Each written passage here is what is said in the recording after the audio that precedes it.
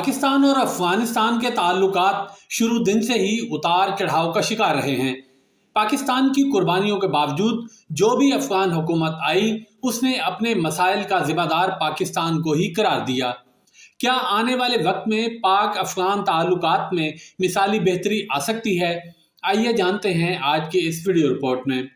पाकिस्तान और अफगानिस्तान के ताल्लुकात में बेहतरी की नौयत महज इन दो मुल्कों तक ही महदूद नहीं, बल्कि पूरे खित्ते की इलाकाई सलामती और सियासी इस्तेहकाम बुनियादी तौर पर अफगानिस्तान के अमन से जुड़ा हुआ है। खुद पाकिस्तान का अपना अमन सियासी तन्हाई में नहीं देखा जा सकता।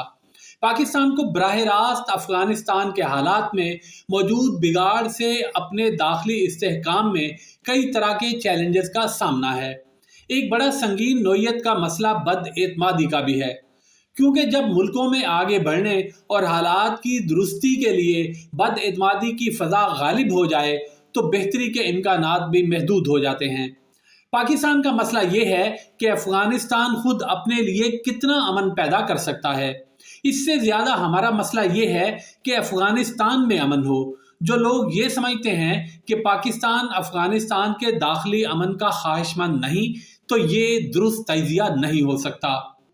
पाकिस्तान ने कई बार कोशिशें की हैं कि कोई ऐसा रास्ता निकल सके जो उनके दाखिली अमन की जमानत बन सके, लेकिन अफगानिस्तान का दाखिली बहरान काफ़ी पेचीदा है और इसकी संगीनी महज उनके दाखिली बहरान तक महदूद नहीं, बल्कि उनका अपना खारजी बहरान भी उनके लिए मसाइल को पैदा करने का सबब बनता है।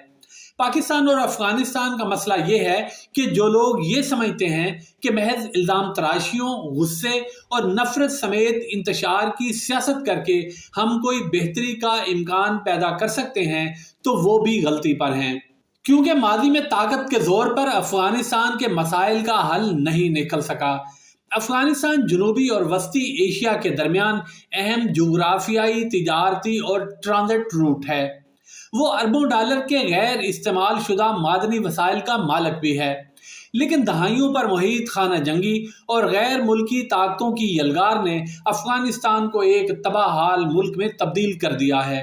चीन और पाकिस्तानी हकाम बार बार कह चुके हैं कि वो तालिबान की ज़ेरे क़यादत अफगानिस्तान को सी पैक के बुनियादी ढांचे के मंसूबे में खुशामदीद कहेंगे, जो बेल्ट एंड रोड मंसूबे का हिस्सा है।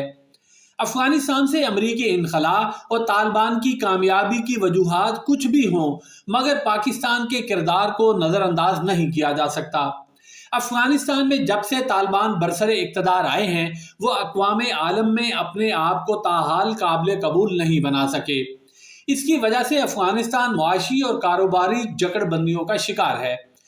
मगर पाकिस्तान ने तरक्की याफ्ता ममालिक को अफगान अवाम की इमदाद पर आमादा करने के लिए कोई दकीका फ़रोग़दाश्त नहीं किया, जबकि पाकिस्तान बज़ाते खुद शदीद मुआशी मसाइल और मुश्किलात से दो चार है। अफगानिस्तान की तालिबान हुकूमत को पाकिस्तान ने हद दर्जा रियायतें फराहम की ताकि वहाँ इंसानी अलमिया से बचा जा सके। यही वजह है कि दो तरफा तजारत में अफगानिस्तान का पलड़ा भारी रहा है।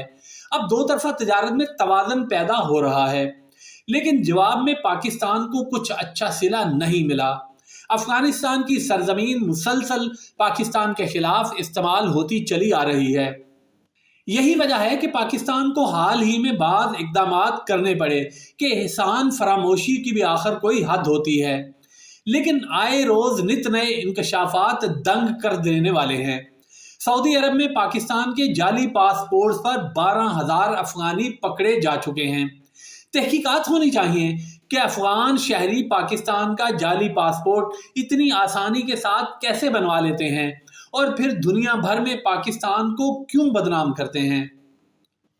क्योंकि जाली पासपोर्ट पर मौजूद ये अफगान जब भी बैरून मुल्क कोई वारदात करते हैं या कोई गैर कानूनी काम करते हैं, तो पाकिस्तानी पासपोर्ट की वजह से बदनाम तो पाकिस्तान होता है।